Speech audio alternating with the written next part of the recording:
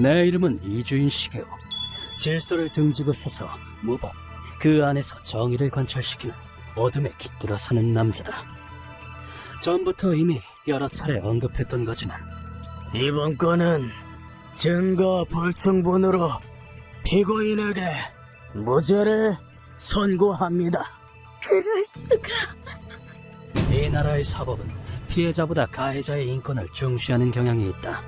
범죄자에게 엄벌을 내리기보단 갱생의 여지를 주려는 자세를 취하는 이상 어째서죠? 제 딸은 처참하게 살해당했는데. 죄송합니다. 다 저희가 부족해서. 그들에게 무거운 처벌을 내리는 건 쉽지 않은 일이다. 죽은 사람은 말이 없다는 말이 일단. 저희 철없는 아들놈을 위해서 수고해 주셔서 감사합니다, 판사님. 여기 약속한 돌입니다. 이번이 마지막입니다. 아시죠? 혹자는 죽은 사람의 권리보다 산 사람을 우선할 뿐이라고 말하지만 가해자도 그리고 권력을 부정하게 사용한 자도 잊어서는 안 된다. 무죄라니 어떻게 그런... 인정할 수 없어. 죽은 피해자 본인은 말이 없을지 몰라도 그들을 사랑하고 그 죽음을 아파하는 사람들이 있다는 사실을, 그리고 그 무너진 마음을 추슬러 다시 세우고자 하는 사람도 존재한다는 사실을 말다. 넌 임마 사고 좀 그만 쳐! 미안해요, 아빠. 부자 사이가 꽤 좋아 보이는군. 하지만 내가 내릴 판결은 사형, 집행은 오늘이다.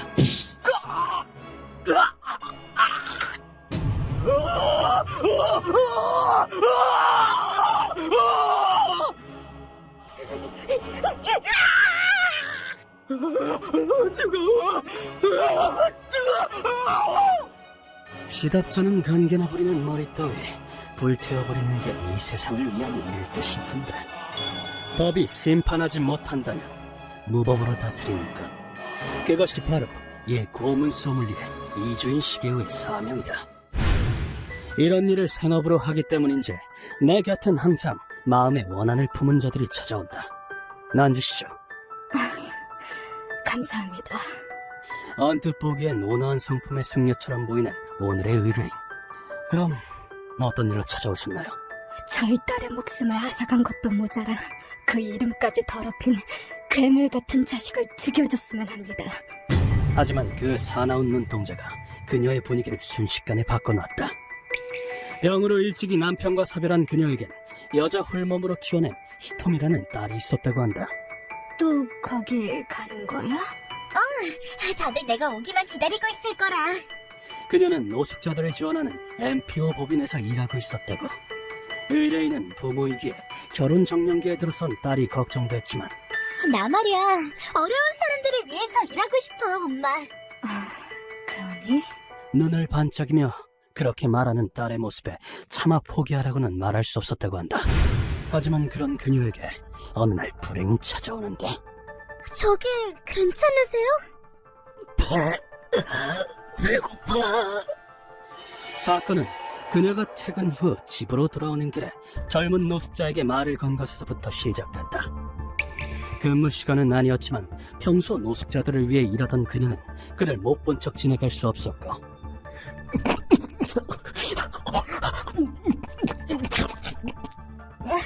아이, 천천히 드세요. 그러다 체하겠어요. 그대로 패스트푸드점에 데리고 가 그에게 먹을 것을 사줬다고 한다. 하지만 그녀의 그런 선한 마음이 화가 되어 돌아왔다. 사랑이다! 그녀는 다음날 아침 그 노숙자와 만난 공원의 나무숲 속에서 시체로 발견된 것이다. 그녀는 심한 구타로 인해 사망한 상태였다. 죄송합니다. 안면을 심하게 구타당해서 저희로선 더 이상 손을 쓸 수가...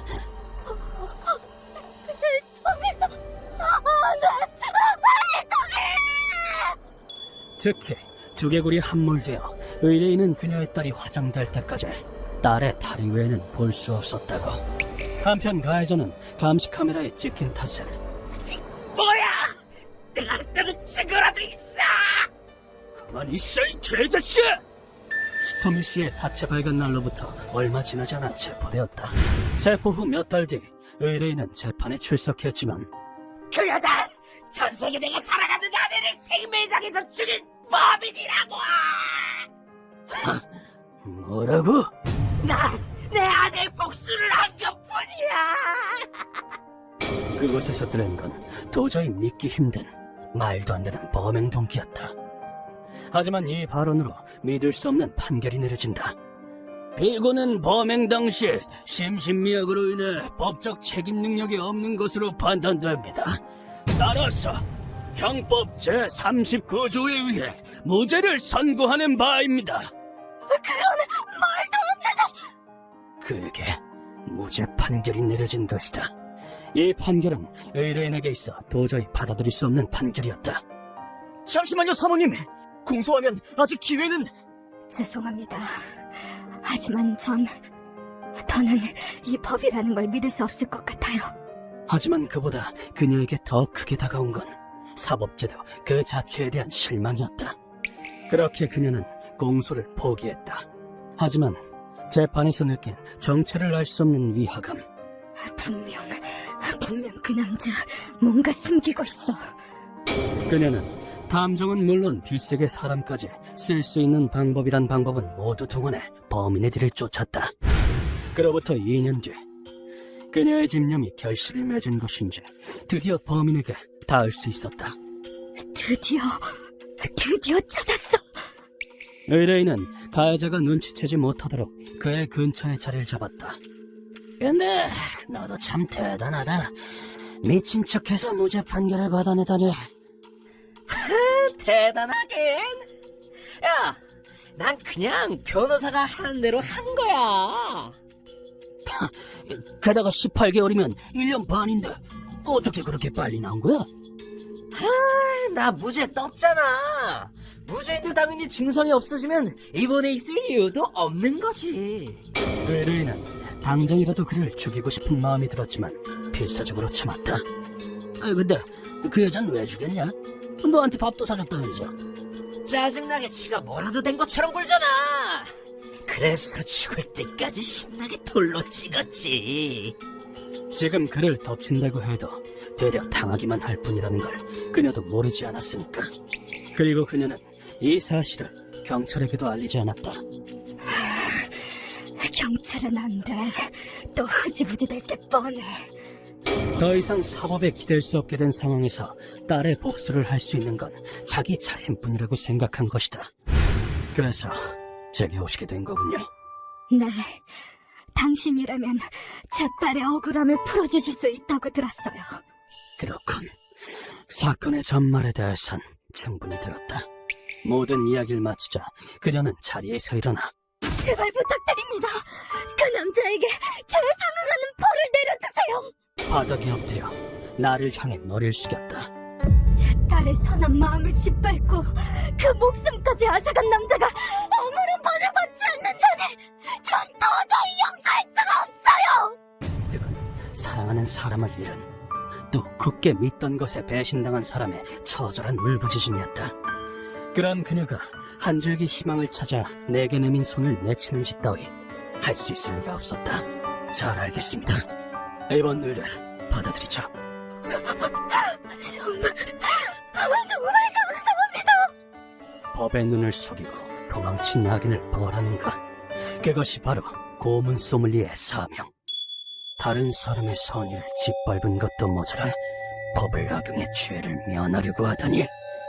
사법의 판결을 받는 게 얼마나 행복한 일인지 이 이주인 시겨가 뼈저리게 느끼게 해주지. 안타깝지만 무죄 판결이 나왔다는 사실이 내겐 전혀 통하지 않는다는 걸 보여주마. 이번엔 타깃에 대해 조사할 필요도 없었다. 자료량이 어마어마하네요. 이렇게까지 조사하시다니. 딸을 그렇게 보는 엄마의 집념이지. 복수하겠다는 그 일념이 그녀를 움직이게 한 것이겠지. 하지만 한 가지 부족한 정보. 그건 어째서 녀석이 노숙 생활을 했는가다. 그 녀석 부모가 대단한 자생가더군. 근데 사람이 다 되도록 그런 부모 등골을 빨고 있었던 모양이야. 자산가라고?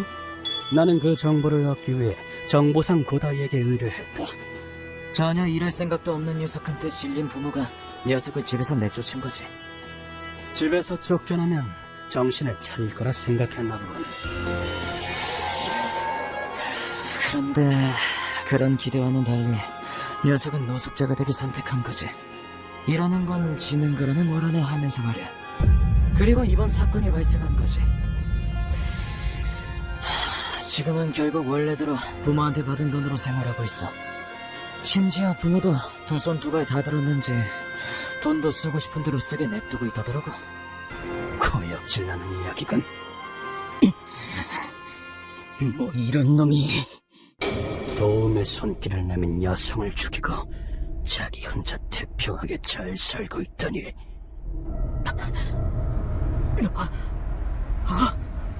설령 사법이 무죄를 내렸다 해도 기필코 이 이주인 시계오가 지옥으로 보내주겠어. 녀석의 행동 패턴은 전부 파악했다. 자주 가는 가바쿠라에서 나오는 녀석을 노려. 아우이짱 엄청 귀엽잖아. 어이, 이 쓰레기 같은 자식이 어디서 더러운 숨을 내뱉고 있어. 관자놀이를 쳐 한 방에 기절시켰다. 그리고 우리는 녀석을 특별한 방으로 옮겼다. 선생님, 준비 끝났습니다. 좋아. 그럼 이 쓰레기 자식을 깨워볼까? 그 녀석들도 지금쯤 꽤나 굶주렸을 테니 말이야. 나는 아직도 천하태평하게 자고 있는 녀석의 얼굴을 주먹으로 내리쳤다. 언제까지 자고 있을 생각이지? 이거 뭐야? 게다가 이 냄새 또 뭐고? 내 몸에 뭘 바른 거야? 조용히 해라. 시끄러우니까. 눈을 뜨자마자 돼지 멱다는 소리라네. 정말이지 교양이라고는 없는 놈이군. 너 무슨 짓을 하려는 거야? 이거 유괴야. 범죄라고. 알아? 미치광이 치고 꽤나 냉정한 판단도 할 줄 아는군 그래. 녀석은 떨리는 마음을 숨기려는 듯 오히려 더 저기를 드러냈다. 이번에 준비한 고문이 고문인지라 시간이 많지 않다. 들어야 할 대답만 듣고 시작해야겠어. 너에게 온정을 베푼 여자를 무참히 살해한 일에 대해 죄의식은 가지고 있나? 나는 그렇게 물었지만 돌아온 건 비열한 조롱이었다. 죄의식? 장난해? 뭐? 그 여자 선의를 베푸는 척하면서 날 무시한 거라고. 그런 여자 죽어 마땅하지. 물어볼 가치도 없다고 생각하긴 했다. 하지만 설마 이 정도로 추악한 답이 기다리고 있었을 줄이야. 이런 대답이라면 나도 아무런 주저함 없이 마지막 잡을 거둘 수 있겠군. 그 왜곡된 사고를 보아하니 아무래도 이놈은 인간이라고 할 수 없겠어. 루카와! 네! 내 목소리에 루카와는 벽에 달린 조작봉을 아래로 내렸다. 그러자 무거운 소리를 내며 벽에 설치된 게이트가 올라갔고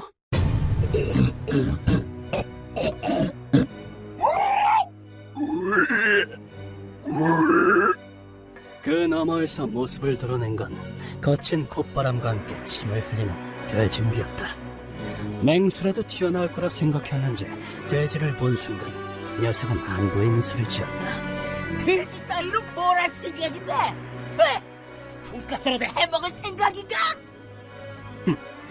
그런 말을 할 수 있는 것도 지금뿐이다. 머지않아 이 녀석들의 무서움을 뼈저리게 느끼게 될 테니까 말이야. 처음엔 경계하듯 주위의 냄새를 맡던 돼지들은 녀석의 존재를 눈치챈 듯 녀석을 향해 쏜살같이 달려들었다.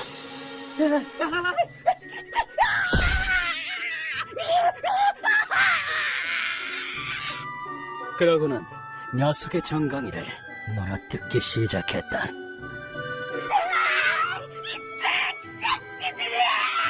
왜 이러는 거야? 몰랐냐? 돼지는 잡식성인 거. 목청이 떨릴 정도로 고함치는 녀석에게 나는 태연히 대답했다. 돼지를 사용한 이 고문은 이탈리아 마피아가 주로 사용하면서 세간에 알려지게 되었는데 너 이 새끼들! 아디오스. 돼지먹이나 드십시오, 형님. 과거 희생자 중에는 거대 조직의 보스도 있었다고 한다. 여기에 있는 돼지는 며칠 동안 먹이를 주지 않았기 때문에 매우 굶주려 있는 상태다.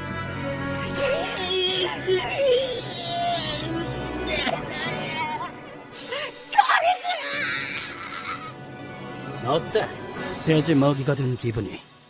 게다가 녀석의 몸에 돼지 사료를 잔뜩 발라놓았으니 돼지들이 정신없이 달려드는 것도 당연했다. 대충 10여 분 정도 지났을까. 녀석의 다리는 보기에도 끔찍할 정도로 너덜너덜해져 있었다. 내 다리.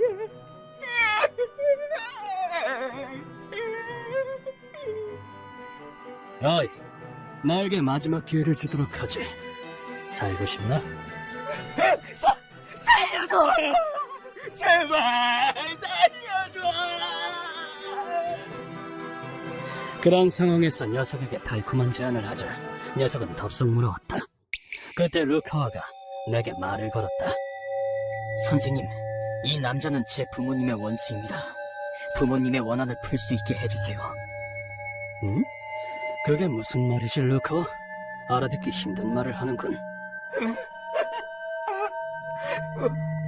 무슨 말을 하는 거야? 그리고 루카와는 그대로 벽에 있는 버튼을 눌렀다. 게다가 제 연인을 죽이기까지 한 놈입니다. 전 용서 못합니다. 이거 참, 돼지가 더 늘어버렸는걸.